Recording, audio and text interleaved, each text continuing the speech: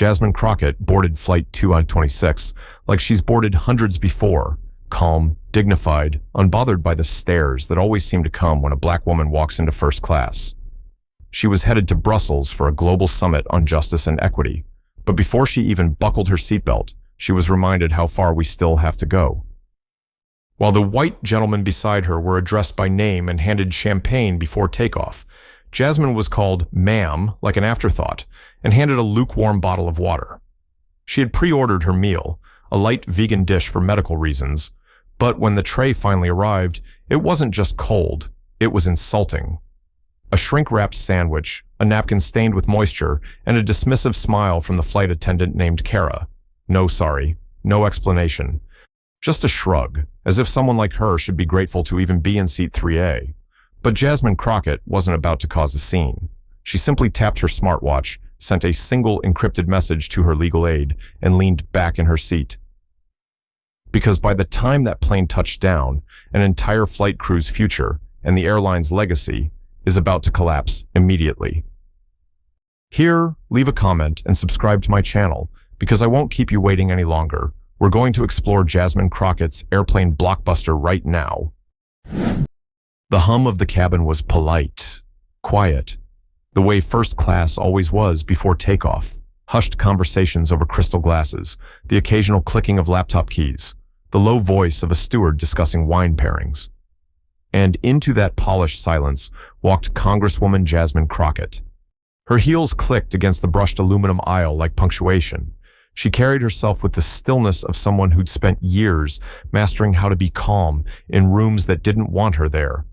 Dressed in a simple slate gray pantsuit, her hair tucked neatly into a crown braid, Jasmine didn't need to announce who she was.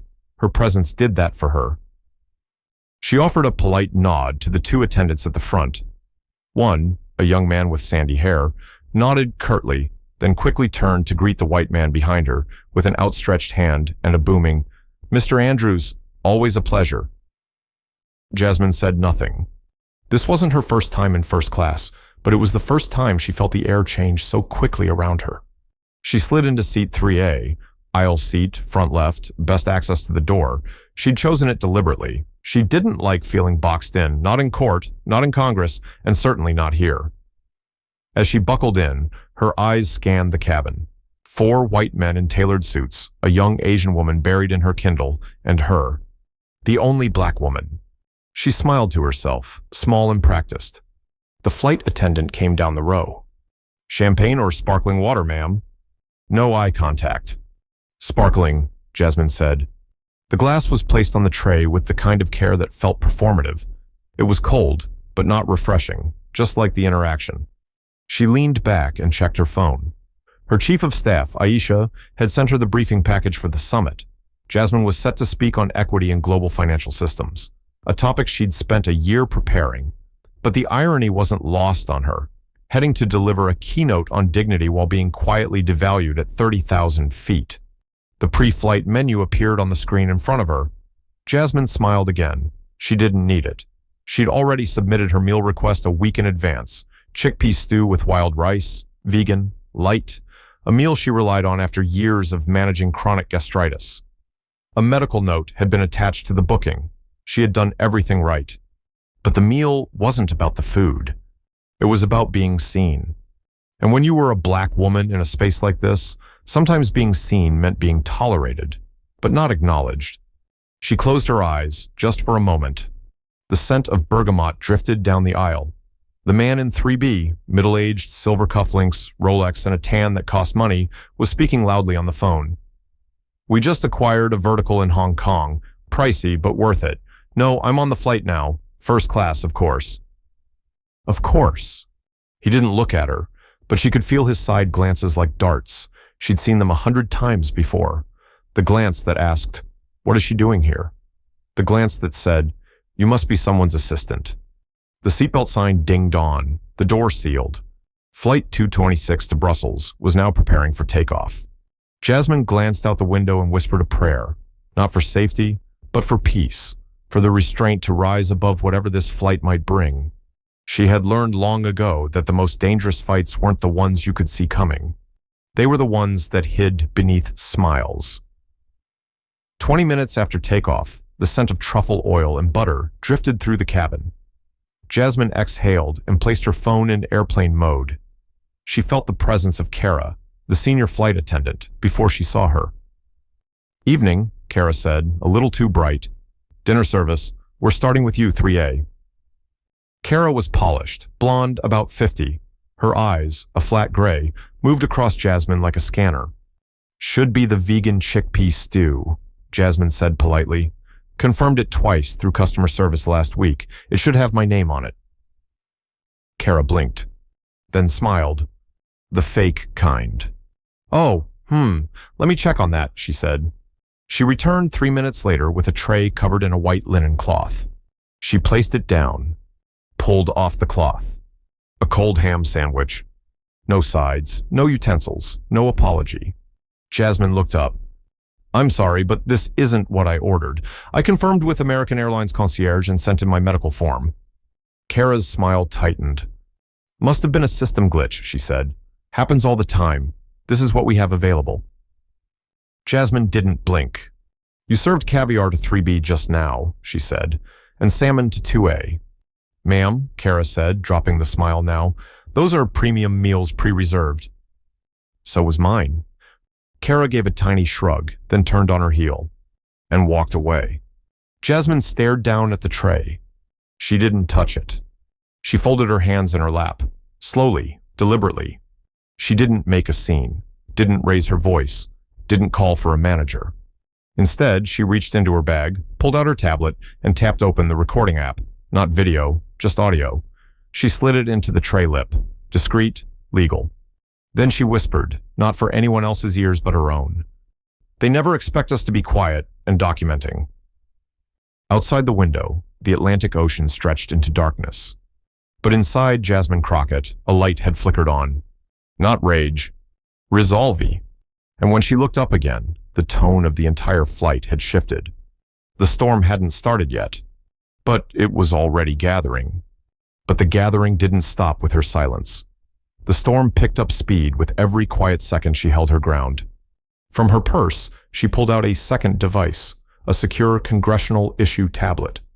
Jasmine Crockett wasn't just a politician, she was an attorney. She'd learned long ago that the best leverage wasn't a public spectacle. It was proof. She opened a blank memo in the encrypted app used for internal complaints, tapped in the timestamp, the seat, the route, and then her first note. Flight attendant Kara declined to provide pre-confirmed medically required meal, unwilling to explain. Pattern of preferential treatment to white male passengers observed. The app auto-stamped her GPS and synced with her office. Back in Washington, her assistant Aisha would receive the alert, quietly, without noise, without drama, like a thread being pulled in a sweater, stitched from silence. Across the aisle, 3B smacked his lips and asked for a second helping of salmon. Kara laughed, her voice light as champagne fizz. Jasmine didn't flinch. But the cabin camera had caught everything. Most people didn't know this, but Congress had quietly passed a clause requiring airlines to archive footage from premium-class cabins on international routes, a measure meant to protect against high-value asset loss. It wasn't publicized, but Jasmine had helped write it. She looked around again. The man in 2C raised his glass. Kara refilled it, bending slightly lower than necessary, her hand brushing his sleeve. He laughed. She touched her hair. Jasmine noted the timestamp. 2C, male, white, multiple personal interactions, extended conversation. Tone, warm. Then she typed her next note. Compare tone and frequency of interaction. The notes weren't for now, they were for later. Because this flight might be long, but careers ended faster. 2 hours in, the cabin lights dimmed, blankets were passed out, except to Jasmine. The new attendant, younger, nervous, looked directly at her tray and asked, "Would you like anything else, ma'am?" She nodded. "Yes, your name." The girl blinked.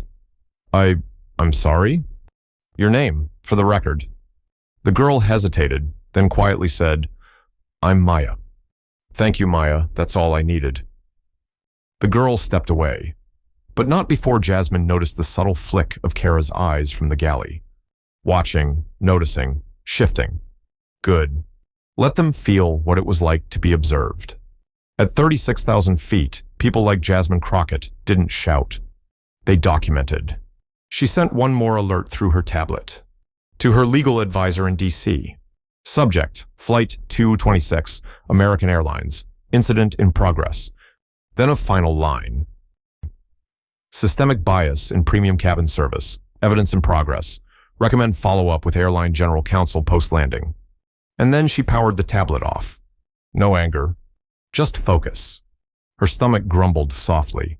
She hadn't eaten, but she'd tasted enough injustice before to know how to survive it. And this time, she wouldn't just survive. She'd make sure the system that tried to silence her finally had to speak. Loudly, publicly, and with consequences. For a while, the silence was the loudest thing in the cabin. Passengers had settled into their movies and business plans. The overhead lights dimmed just enough to blur the fine details. Wrinkles smoothed, tension lines softened, but nothing erased. Jasmine Crockett sat still in seat 3A, posture straight, not out of pride, but because fatigue in this space could be mistaken for defeat. She looked down again at the tray before her. The sandwich had begun to sweat inside its plastic coffin, the bread pale and soggy, lettuce the color of doubt, still untouched. It was never about the sandwich. The soft clinking of glasses echoed behind her. Kara's voice rose in that pleasant, performative tone Jasmine had heard too many times in the South, in Congress, in courtrooms. It was the voice people used when they wanted to make sure you knew they were being nice, but not to you. Mr. Wallace, we have a dessert wine if you're interested. No charge, of course. Of course. The tail end of a chuckle followed, one of those polite, rich laughs, the kind that hides behind country club gate codes and quarterly bonuses. Jasmine didn't turn around. Instead, she adjusted the hem of her blazer, then tapped her watch. Her encrypted voice assistant chirped softly. Begin secondary file, discriminatory behavior log. She leaned forward, calm, voice low. Timestamp, 2:37 a.m. GMT, confirmed disparate service treatment. Neighbor 3B offered additional wine pairing and addressed by name. Flight attendant Kara has not addressed passenger in 3A by name since boarding. The system logged it. Maya, the young flight attendant, passed by with a tray of desserts. Chocolate mousse, tiramisu, a spiced apple tart. She stopped halfway down the aisle and glanced at Jasmine, then shifted quickly back to the galley. That pause. That moment of hesitation. It was the giveaway. Jasmine leaned back. She'd seen it 1,000 times in court. A juror hesitating before saying, guilty. A witness fumbling a line rehearsed too many times. Some truths slipped in silence. 30 minutes later, the captain's voice interrupted the quiet. Ladies and gentlemen, we are currently cruising at 36,000 feet. Weather looks clear for the rest of the journey to Brussels. Flight time remaining, 5 hours and 41 minutes. Dinner service continues. A ding. The lights lifted slightly. Movement resumed. Jasmine opened her congressional email. An encrypted message from Aisha was waiting. Subject line, Flight 226. Inside was a thread. 4 prior complaints submitted to American Airlines referencing a Kara Beckman. A name now confirmed as Kara's full name via the cabin roster. All 4 complaints involved Black or South Asian passengers in first or business class. All involved either meal glitches or being addressed generically despite elite frequent flyer status. All were closed with the same line. Due to lack of corroborating evidence, this matter has been dismissed. Jasmine stared at the words. She didn't flinch. She didn't curse. She just highlighted the entire paragraph, clicked forward, sent it to herself. BCC'd 2 committee members from the Transportation and Infrastructure Subcommittee. Then she began drafting her own message. As a member of Congress and Council on Racial Equity and Federal Transportation Policy, I am documenting in real time a repeated and systemic pattern of selective service bias involving a confirmed employee of American Airlines. Current flight 226, seat 3A. Audio and witness notes available. Request formal inquiry. She stopped typing, paused, then added, "This is not a request for compensation. This is a request for correction." At hour 4, Maya returned. She paused beside Jasmine, clearly rehearsing something in her head. "Ma'am, would you like a dessert?" Jasmine looked up slowly. "What do you have?" "Just the mousse and the tart left." Did you run out, or were those the only options ever presented to 3A? Maya's cheeks reddened. I think they were supposed to be offered earlier. I'm sorry. Jasmine held her gaze, not angry, just steady. I'll take the tart, she said. The young woman nodded quickly and disappeared. Jasmine picked up her tablet and logged the interaction. Then, quietly, she pressed the audio file button again. And this time, she spoke into it. A system is only as broken as the silence it depends on. She closed the cover. Across the aisle, a baby boomer couple chuckled over an in-flight movie. The man's feet were bare, propped up on the seat divider. His tray had 2 empty wine glasses. Jasmine looked forward. 5 more hours. 5 more hours until every polite excuse in that crew would be held accountable. Back in Washington, Aisha had already begun her side of the plan. 3 legal interns, a comms director, and a volunteer from Jasmine's re-election campaign had received the directive: pull Kara Beckman's full employee record, cross-reference with social media profiles, link all known passengers from the prior complaints to names, photos, and potential interviews. This wouldn't be a Twitter call-out. This would be a congressional hearing. And Kara didn't even know yet that her name was about to trend. 2 more hours passed. The cabin had settled into a muted hush again. Jasmine leaned her head back, eyes closed. A whisper stirred behind her. They always play the race card, don't they? Male voice, dry, white, 2C. Maybe she just wants attention, said another. Jasmine didn't turn around. She didn't have to. She reached into her coat pocket and clicked record. 5 seconds. That was all she needed. At 45,000 feet, power didn't roar. It documented, it collected, it proved. She wasn't going to confront Kara again, not yet. She was going to let Kara walk right into the storm with a smile on her face. Because some lessons don't need anger.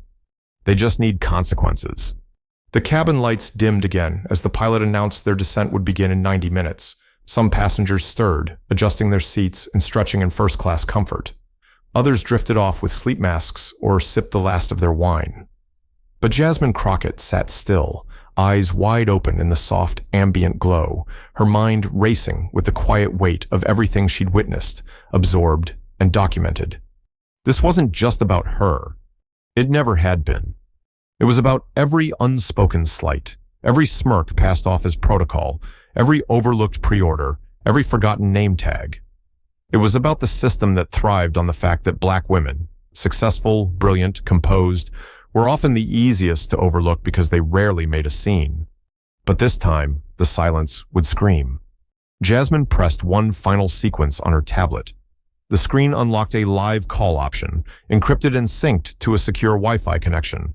She tapped in a code only 5 people in her circle knew, and within seconds, a familiar voice came through.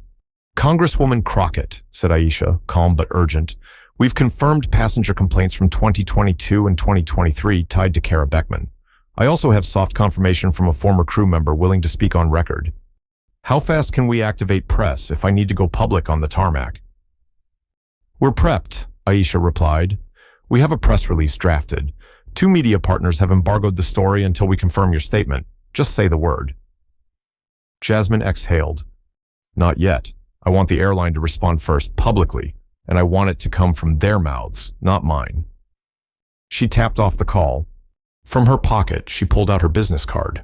Not the standard one, the one with the seal, the one she only handed out when things were about to get serious. It had her title, U.S. Representative, Texas District 30. On the back, in her handwriting, "Accountability starts where silence ends."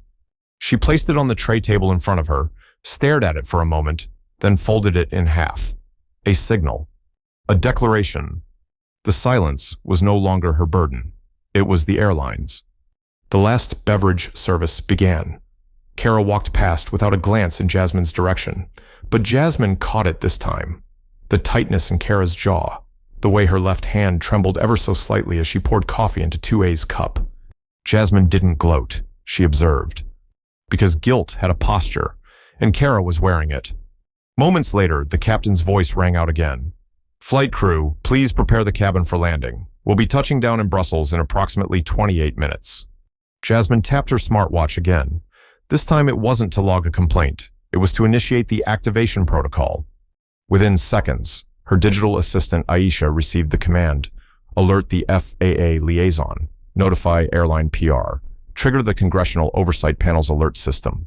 By the time Jasmine stepped off that plane, 3 offices in D.C. and 2 legal teams across the country would already be on standby. She wasn't just a passenger anymore. She was the warning. The plane's wheels touched down with a soft screech and a gentle jolt. A few heads bobbed, some applauded.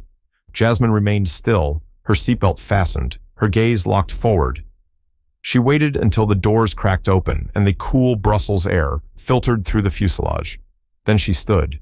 She didn't reach for her bag immediately. She reached for the folded business card, held it between her fingers like a quiet weapon.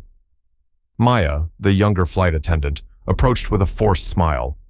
"Thank you for flying with us, Congresswoman Crockett. We hope your experience was acceptable." Jasmine smiled gently. "It wasn't, but thank you for your honesty earlier." She stepped forward. At the front of the jet bridge stood 2 airline representatives in navy suits, badges shining in the morning light. Their smiles were forced, their eyes calculating. "Ms. Crockett, we received a notice from your office about a possible concern on this flight," one said. Jasmine extended the folded card. "You didn't receive a concern. You received a record." The man's hand trembled as he took it. She leaned forward. "And what happens next? That's up to how well you read." Then she walked past them, unbothered, composed, but leaving behind a silence so heavy it would echo across headlines before the sun finished rising over Brussels. The airport terminal smelled of espresso and steel. Outside the massive windows, the early Brussels sky was blushing orange. But inside, something heavier than morning weighed the air. Jasmine Crockett walked through the jet bridge with the stillness of a judge entering the courtroom. No fanfare, no cameras. Just a woman who had decided not to let injustice pass her by, not this time. At the security checkpoint beyond customs, 2 more airline representatives joined the original pair, now visibly tense. They offered tight nods, rehearsed apologies. "Congresswoman Crockett," one began, "we'd like to offer our sincerest—" She raised a hand. "Please don't offer me a sorry you rehearsed in front of a mirror. I need something that holds weight." They fell silent. An airport protocol agent escorted her to a private terminal room. There, 2 men in dark suits and an older woman with a clipboard waited. Their badges read, Stratosphere Air Internal Risk and Culture Response Team. Jasmine sat. They didn't ask questions. She didn't offer details. Instead, she tapped her watch again. Within seconds, her encrypted file transferred from her device to a shared drive the legal team had already been granted access to. "All timestamps, audio, and metadata are here," she said, "along with the 4 previous passenger complaints your team failed to act on." The older woman with the clipboard glanced up. Her pen froze. "This is comprehensive," she murmured. Jasmine nodded. "That's the point." A knock. Maya entered the room, eyes wide, lips pressed thin. She looked from Jasmine to the investigators, then lowered her gaze. "I have something to say," she whispered. Jasmine turned slowly to face her, not hostile, just steady. Maya took a breath. "I've worked with Kara for 2 years. She always said things like, 'We know which passengers expect trouble,' or 'These types need to be kept quiet early.' She had a list, not written, just a way of seeing people." One of the men in the suits asked, "You're willing to testify?" Maya nodded. "Yes, she said things about Reppers Crockett before she even boarded, called her one of those Congress types who think a seat in first class buys them respect." The air turned colder. Jasmine leaned forward, folded her hands. "Thank you, Maya. That's not easy." Maya's voice broke slightly. "I just didn't want to stay silent anymore." Jasmine offered her a small nod. "That makes 2 of us." By mid-morning, Stratosphere Air's legal team had convened. An emergency meeting, video streamed across 5 time zones, began with a single headline flashing on their screens. Congresswoman Jasmine Crockett raises discrimination alarm after Flight 226. Inside their private Slack channels, PR teams scrambled to coordinate responses. Legal teams red-flagged phrases like pattern of bias and prior incident data confirmed. Meanwhile, at the heart of it all, Jasmine sat calmly in the VIP lounge, sipping chamomile tea and ignoring 3 missed calls from cable news producers. She wasn't interested in going viral. She was interested in going deeper. The airline's CEO, alerted within the hour, sent an email marked urgent to all department heads. A congressional official had not only made a complaint, but brought evidence, names, corroborating witnesses, and internal failures. The word oversight wasn't theoretical anymore. It was happening. At 11:14 a.m., Kara Beckman was escorted into a room just down the hall from where Jasmine sat. She wore her uniform. Her hair was still tidy, but her hands shook. 2 security officers flanked her. The woman with the clipboard entered behind them and closed the door. "Miss Beckman," she said calmly, "we're conducting an inquiry based on passenger-reported discriminatory conduct. You've been named in multiple complaints spanning over 2 years. This includes 4 from verified passengers and 1 formal testimony from a current crew member." Kara blinked. This is crazy. She's making this political." The woman leaned forward. "Congresswoman Crockett didn't bring politics. She brought data." Silence. And for the first time, Kara didn't have a polite smirk, only panic. Meanwhile, Jasmine quietly boarded her transport to the U.S. Embassy. Her assistant met her halfway with a warm scarf and a tablet. "The BBC just picked up the story," Aisha said. "MSNBC and CNN are waiting for your green light, but so far you're trending at #1 under the hashtag cold class and respect 3A. Jasmine smirked. She didn't ask for the spotlight, but if they were going to shine it on her, she'd make sure it lit up the system too. Back at Stratosphere Air HQ, an internal memo went out to all flight staff. Effective immediately, a full review of bias-related service conduct will commence. Any recorded instance of discriminatory behavior will be re-examined. Employees named in open complaints will be temporarily relieved of duties pending the outcome of the investigation. The executive team acknowledges the failures that allowed these patterns to go unchallenged. We are grateful for the courage of the passengers and crew members who brought this to light. Jasmine read the memo on her drive to the hotel. She didn't smile. Instead, she reached into her coat pocket and pulled out a photo of her grandmother, once a domestic worker for white families, often refused the front door. Jasmine whispered beneath her breath, "You walked so I could fly first class and make them remember my name." The next morning, Brussels was already buzzing. Headlines ricocheted from newsrooms to cell phones. Congresswoman's quiet protest exposes airline bias. Hashtags spread like fire across social media. Respect 3A. Cold class. Jasmine Crockett. Editorials ran before breakfast in 3 languages, analyzing what had happened aboard Flight 226. But Jasmine Crockett, she wasn't in front of a camera. She was sitting in a quiet meeting room at the U.S. Embassy, sipping coffee with 3 young staffers. They were interns who had seen her name on the news and asked if they could meet her. Not for politics, not for campaign advice, just to say thank you. "My mama always said there were 2 types of silence," one said, his voice shaky. "The kind that protects you, and the kind that lets them win. You chose the right one." Jasmine smiled gently. "Sometimes you don't have to scream to tear down a wall. You just need to tap in the right place." At Stratosphere Air headquarters, the wall had cracked. The internal investigation expanded. HR uncovered a disturbing trend. 6 employees, all from Kara Beckman's training class, had open or dismissed complaints involving passengers of color. Terms like coded bias, soft exclusion, and cultural conditioning appeared in the daily reports. The airline's general counsel met with a panel of diversity experts. For the first time, they were forced to ask the question, had luxury become a language of quiet rejection? Meanwhile, passengers began sharing their own stories under the hashtag Jasmine had inspired. One man in his 60s, a Vietnam vet, tweeted, "Sat in first class with a service dog. They assumed I was someone's +1.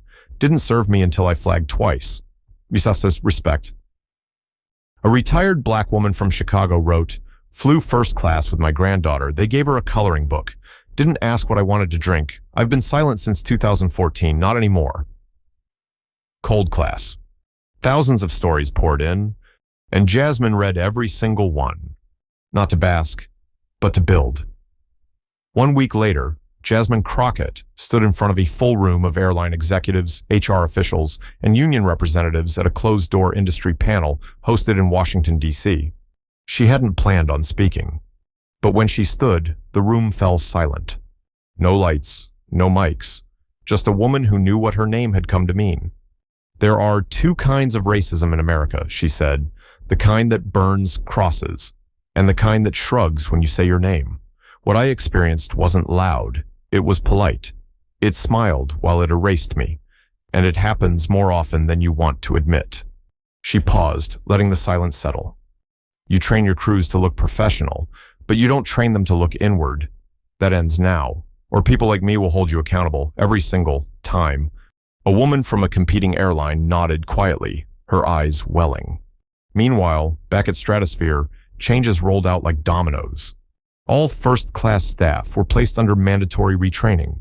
Jasmine was offered an advisory position on the airline's new internal equity board. She declined.